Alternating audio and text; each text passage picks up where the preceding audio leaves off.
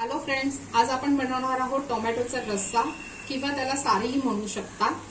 आता आपण ह्यासाठी घेतलेला आहे, तिथे मी 3 टोमॅटो घेतलेले आहेत, ओलं खोबरं, आलं लसूण घेतलंय, धणे घेतलेले आहेत, कढीपत्ता घेतलेला आहे।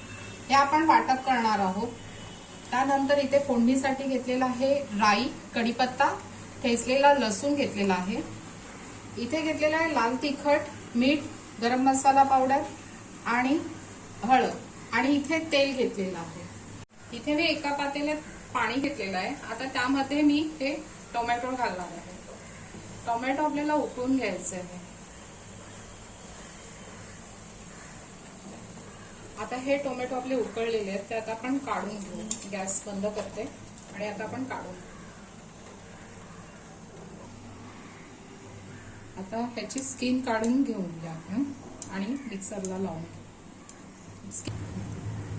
आता आपण ह्या टोमॅटोची साल काढलेली आहे, तर ते आपण ह्याच्या मिक्सरमध्ये घालू। आता हे टोमॅटो घातलेले आहेत, त्यामध्ये आपण खोलेलं खोबरं, याचं आपण आता वाटण तयार करणार आहोत। कढीपत्ता, धणे थोडे आणि आलं लसूण, याचं आपण मिक्सरला वाटप करू।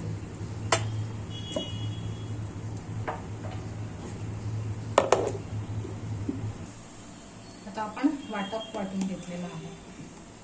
आता फोडणीची तयारी करूया।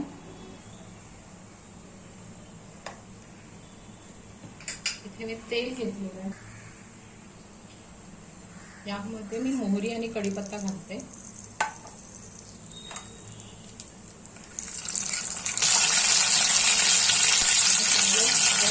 आता लसूण घातलेलं आहे।